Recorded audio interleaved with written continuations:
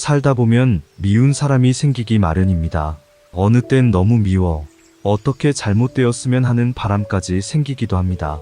특히나 피할 수 없는 인연으로 가족이나 직장 동료로 미운 사람이 생겨버리면 너무 괴롭습니다. 미워하는 사람을 만나는 고통은 사랑하는 사람과 헤어지는 고통만큼이나 고통스럽다고 합니다. 사랑하는데도 헤어질 수밖에 없는 상황이 되면 괴로운 것이고, 미운 사람과는 함께해야 하는 상황이면 이 또한 괴로운 것입니다. 불교에서는 사람에게는 태어나서 죽을 때까지 8가지 고통이 있다고 말합니다.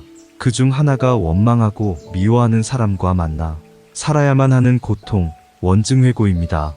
지금 이 순간에도 모두가 겪고 있을 고통일 것으로 법구경에는 이런 미움으로부터 오는 고통에 대한 가르침이 있습니다. 오늘 부처님의 가르침 받으시고 조금이나마 마음의 평안을 얻으셨으면 합니다. 사랑하는 사람과 만나지 말라. 미운 사람과도 만나지 말라. 사랑하는 사람은 못 만나 괴롭고 미운 사람은 만나서 괴롭다.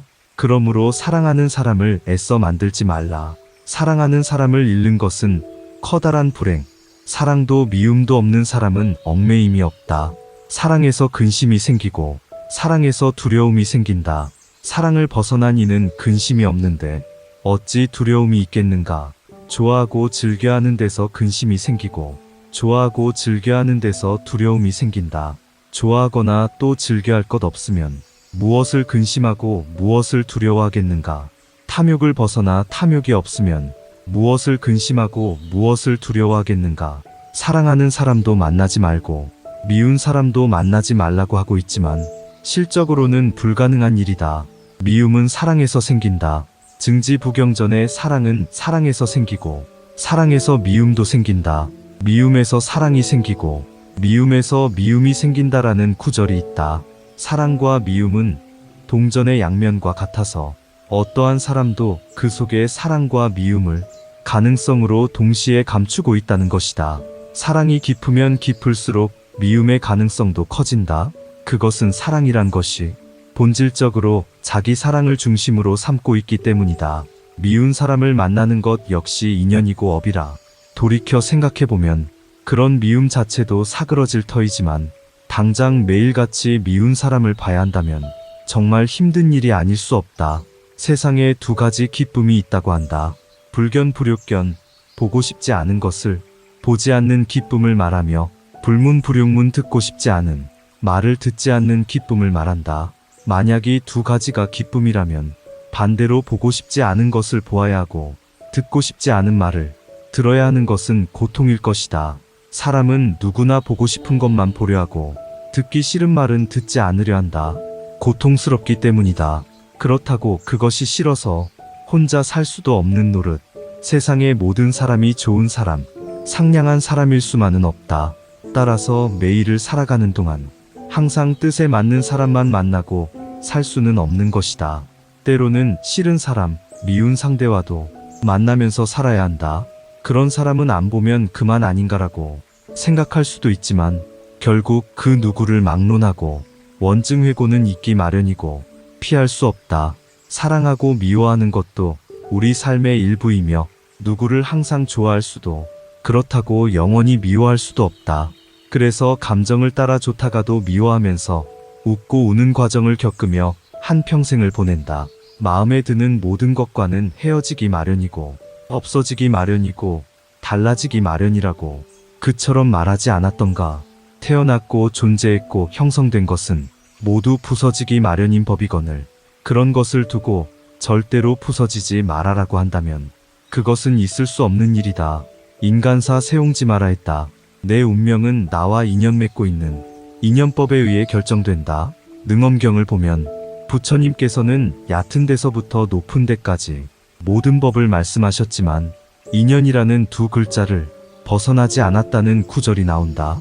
세상에 존재하는 모든 것은 인연에 따라 생기고 또 인연에 따라 없어진다는 이야기로 내가 아낌없이 사랑을 베푸는 데에도 그럴 만한 이유가 있고 내 마음을 아프게 하는 인연 또한 분명한 이유가 있다는 것이다. 어떤 일의 결과가 나타나는 것은 그에 상응하는 원인이 있기 때문이다. 좋고 즐겁고 행복한 것이 생기면 나쁘고 싫고 괴롭고 불행한 것도 함께 생긴다.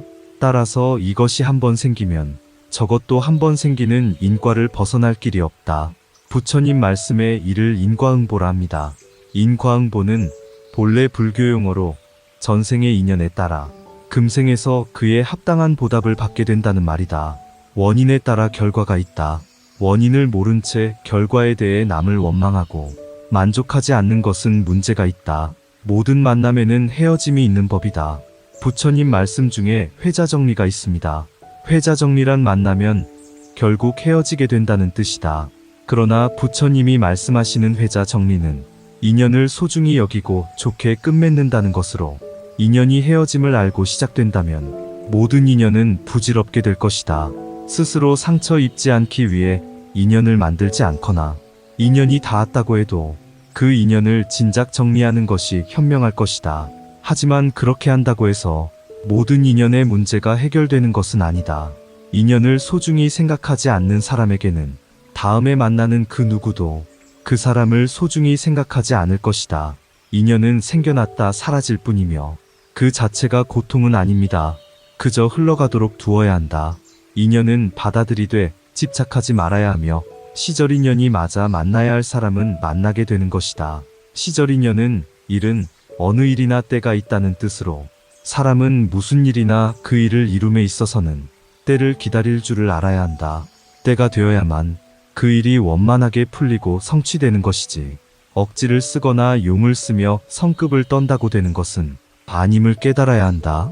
아무리 만나고 싶어도 시절 인연이 무르익지 않으면 지천에 두고도 못 만날 수 있고 아무리 만나기 싫다고 발버둥쳐도 시절의 때를 만나면 기어코 만날 수밖에 없다고 하였다.